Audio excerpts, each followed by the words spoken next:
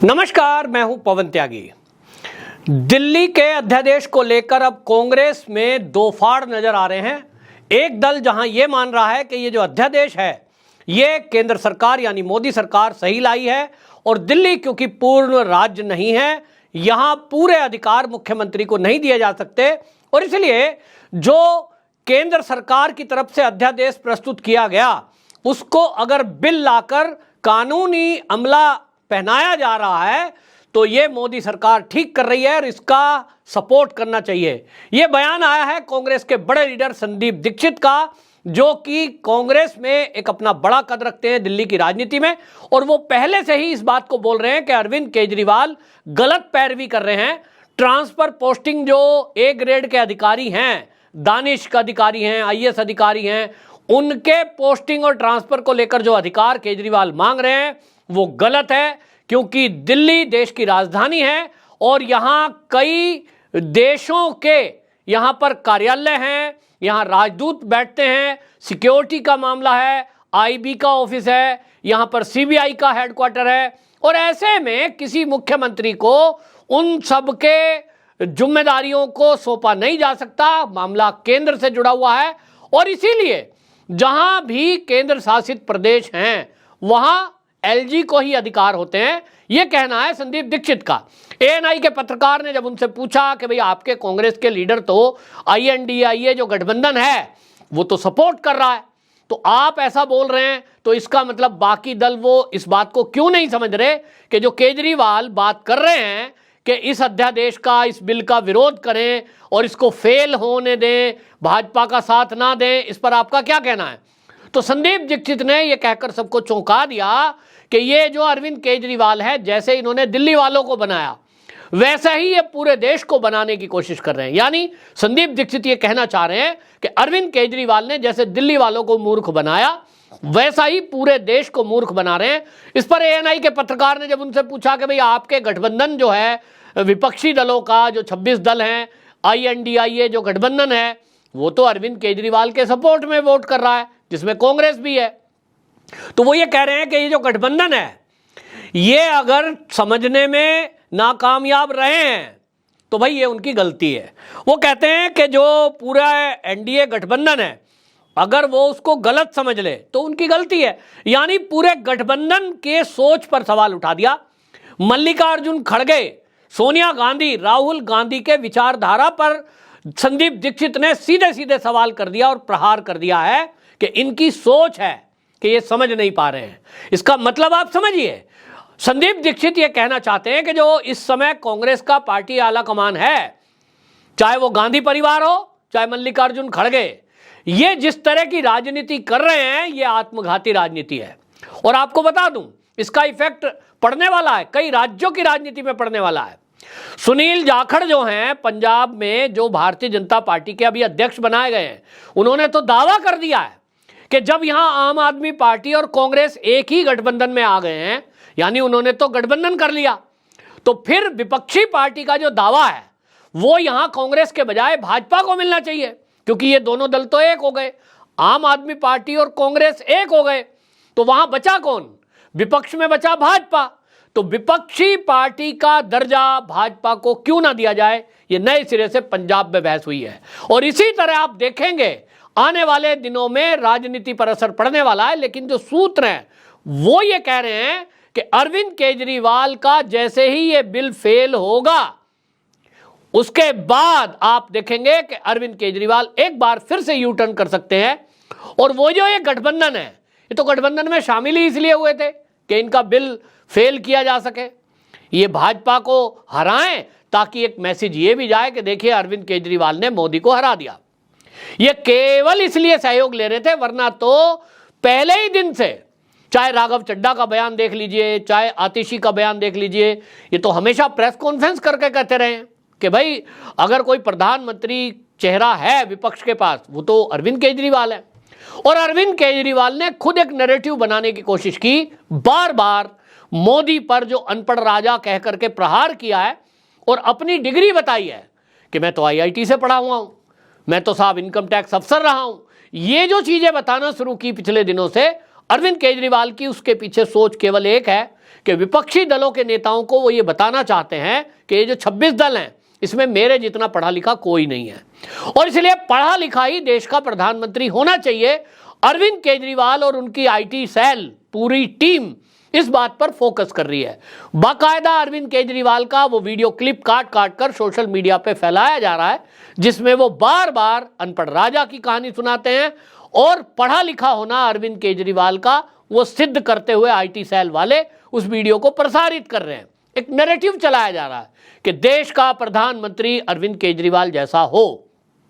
सोचिए कि 26 दलों में अगर वो शामिल होंगे तो क्या ये जो 26 दल हैं, जिसमें कांग्रेस प्रमुख एक विपक्षी पार्टी है, जिनके राहुल गांधी भारत जोड़ो यात्रा पहले कर चुके और अब भारत जोड़ो यात्रा पार्ट 2 करने वाले हैं, उत्तर प्रदेश से शुरुआत करने वाले हैं, भैया वो काहे के लिए यात्रा कर रहे हैं? काहे वो ठंड में मरे थे टी शर्ट पहन करके? सर्दी में सर्दी लग रही थी, लेकिन उनको कांग्रेसियों ने पहनने नहीं दी। स्टील मैन, ही मैन, पता नहीं क्या क्या, इनको देखिए ठंड नहीं लग रही है। और आजकल तो वो कहीं साइकिल मोटरसाइकिल मैकेनिक के पास बैठ रहे हैं, कभी खेत में जाकर धान बुआई करते हैं, कभी वो ट्रक में बैठ रहे हैं। वो काहे के लिए है? ये सब जो है पीआर कंपनी ने उनको बताया है कि इससे आप आम आदमी पार्टी की तरह, जैसे अरविंद केजरीवाल ने शुरुआत किया था कि एक ढीली ढाली लंबी शर्ट, एक मफलर पहना हुआ, खांसता हुआ चेहरा, पैर में हवाई चप्पल, ये एक पूरा एक कंपनी ने आइडिया दिया था। वो तो अब चीजें कुमार विश्वास कई बार खोल चुके, और एक उनका मित्र है अरविंद केजरीवाल का, वो तो बाकायदा बता रहे थे कि एक बार मैं उनके घर में गया तो वो नई शर्ट पहने हुए बैठे थे और मैंने कहा अरविंद जी आज तो बड़ी अच्छी शर्ट लग रही है। कहते हैं कि उनको ये लग गया तुरंत कि ये शर्ट पे ध्यान जा रहा है, नई शर्ट है। वो अंदर गए और एक पुरानी सी शर्ट बदल कर आ गए और आगे पीछे बटन भी लगा लिया। मतलब ड्रामा करने में माहिर। तो वो जो पैटर्न आम आदमी पार्टी का है वो ही अब कांग्रेस ने पकड़ा है और राहुल गांधी पर उसका इंप्लीमेंट किया जा रहा है। अरविंद केजरीवाल जी ने तो बाकायदा दावा किया, आपको याद होगा पिछले दिनों जो चुनाव हुए हैं, गुजरात के चुनाव हुए थे, तब ये आम आदमी पार्टी के नेता बोल रहे थे हमारा आइडिया है फ्री की रेवड़ी, ये देखिए कांग्रेस ने भी ले लिया, क्योंकि कांग्रेस ने ये तमिलनाडु कर्नाटक के चुनाव में उसको भुनाया कि हम फ्री का ये देंगे वो देंगे, तो आम आदमी पार्टी ने दावा किया। तो ये बिल्कुल सही है कि आम आदमी पार्टी का जो फ्री की रेवड़ी देकर सत्ता में आना, जनता को मूर्ख बनाकर वोट लेना, ये जो पैटर्न है ये कांग्रेस ने अपना लिया है। तो कांग्रेस ने अपनाया तो उन्होंने ये भी देखा कि अरविंद केजरीवाल और क्या क्या करते हैं।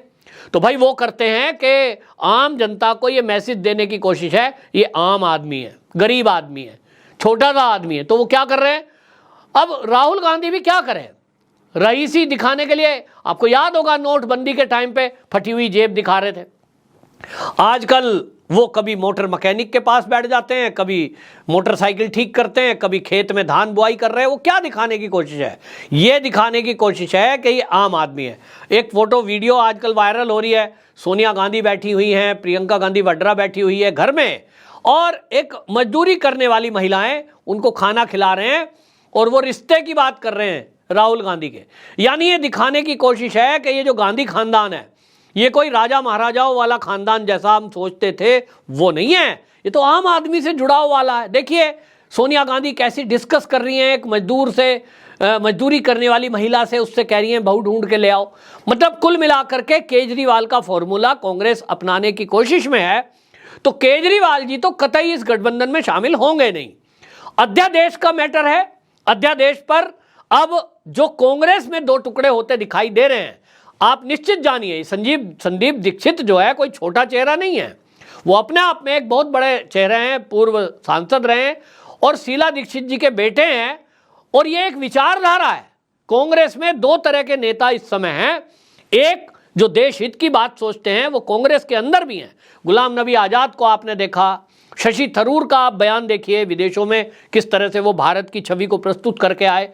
बेशक वो कांग्रेस में है लेकिन उनका जो ज्ञान है, वो जो जाकर विदेशों में बोलते हैं, वो कभी राहुल गांधी की तरह देश का अपमान नहीं करते। इसी तरह G23 के आप नेताओं के अगर बयान देखेंगे तो उनमें ऐसा धड़ा भी है जो देश के नाम पर कभी भी देश विरोधी हरकत या बातचीत या बयान नहीं देता। लेकिन एक धड़ा वो है जो राहुल गांधी की तरह देश विरोधी बात में उनके साथ खड़ा है, उन्हीं के जैसा बयान देता है। देश हो या विदेश, हिंदुत्व और हिंदुस्तान के विरुद्ध षड्यंत्र में शामिल दिखाई देता है। तो दो धड़े हैं और अब उसमें अलग अलग होते दिखाई इसलिए भी दे रहे हैं, सबको लग गया है कि एक तरफ तो देश को बर्बाद करने वाली ताकतें हैं, उनके साथ कांग्रेस का एक धड़ा खड़ा है। अभी मणिपुर की हिंसा को आप दे दीजिए, अगर इसके इतिहास में जाएंगे तो यही पता लगेगा कि उसके पीछे तो कांग्रेस की नीतियां हैं। तो वो जो कांग्रेसी इस बात को समझ रहे हैं, वो कांग्रेस से धीरे धीरे किनारा कर रहे हैं। 24 का चुनाव आते आते मेरा दावा है कि संदीप दीक्षित आपको अजय माकन ये भारतीय जनता पार्टी के खेमे में जाते हुए दिखाई देंगे। ये इशारा है कि वो आने वाले समय में भारतीय जनता पार्टी ज्वाइन कर सकते हैं। ये बात अलग है कि भारतीय जनता पार्टी दिल्ली की 7 सीटों में उन्हें कहां एडजस्ट करेगी, अपने नेताओं का क्या करेगी। हालांकि जो सूत्र हैं वो ये बता रहे हैं कि दिल्ली में भारतीय जनता पार्टी के जो वर्तमान सांसद हैं, 7 सांसदों को बदलने का एक तैयारी चल रही है, उनकी जगह नए चेहरे लाने की तैयारी चल रही है। भारतीय जनता पार्टी में अगर ये 2 बड़े चेहरे बीजेपी ज्वाइन करते हैं तो संदीप दीक्षित एक साफ सुथरी छवि वाले नेता भी हैं, इसी तरह अजय माकन भी है, जमीन से जुड़े हुए कार्यकर्ता हैं। और इनके आने से आप देखेंगे फर्क क्या पड़ेगा राजनीति पे, तो अलग की बात है। लेकिन फिलहाल अध्यादेश के मैटर पर कांग्रेस के कुछ नेता सदन से व्हीप जारी होने के बावजूद भी गायब रह सकते हैं, ऐसा सूत्रों के हवाले से पता चल रहा है। दूसरी तरफ शरद पवार का बयान आपको पता चल ही गया है कि शरद पवार जिस दिन यानी मंगलवार को अध्यादेश पर वोटिंग होगी, वो उस समय प्रधानमंत्री मोदी के साथ मंच साझा कर रहे होंगे महाराष्ट्र के अंदर, और प्रधानमंत्री मोदी के फेवर में उनकी बड़ाइयों में गुणगान करते हुए भाषण दे रहे होंगे और फिर उनको अवार्ड प्राप्त करेंगे। तो जहां एक एक वोट बटोरी जा रही है केजरीवाल की तरफ से, वहां एक एक वोट इस गठबंधन से INDIA इस गठबंधन से टूटती दिखाई दे रही है। कांग्रेस भी अब 2 टुकड़े होती दिखाई दे रही है। ये गठबंधन का एक रूप है और आपको बता दूं कि ये इसी अध्यादेश की वोटिंग में आपको दिखाई दे जाएगा। बहुत सारे नेता गायब होने वाले हैं, बहुत सारे नेता बयानबाजी जो कर रहे हैं वो सामने दिखाई दे रहे हैं। और कुल मिलाकर के ये अध्यादेश हो चाहे दिल्ली का, ये निश्चित जानिए कि ये पास होकर रहेगा। और उसके बाद खबरें तो यहां तक हैं कि ईडी के जो डायरेक्टर है संजय मिश्रा, वो पूरी तैयारी से बैठे हैं कि जैसे ही संसद का सत्र खत्म हो, केजरीवाल को सीधा जेल के अंदर डाला जाएगा। उनके खिलाफ जो साक्ष्य हैं उस पर इन्वेस्टिगेशन हो चुकी है, तैयारी है। तो निश्चित जान लीजिए कि ये इसीलिए सारी भागदौड़ थी। तो ये भागदौड़ सदन के सत्र के बाद खत्म होने वाली है। अध्यादेश पर कांग्रेस के ही लीडर उसके पक्ष में जिस तरह से बोल रहे हैं, ये जो गठबंधन के बाकी विपक्षी दल हैं उनको विचार करना चाहिए कि वो एक तरफ सोनिया गांधी के कहने से उसके विरोध में जा रहे हैं, दूसरी तरफ सच्चाई है और कांग्रेस के पुराने लीडरों का बयान उनको ध्यान से सुनना चाहिए जो संदीप दीक्षित ने कहा है। तो इसके आधार पे मैं कह सकता हूं कि जो ये भी बिल जो कांग्रेसी लाए हैं सरकार के खिलाफ अविश्वास प्रस्ताव, ये भी बुरी तरह गिरने वाला है। आपकी क्या राय है? कमेंट बॉक्स में जरूर बताएं।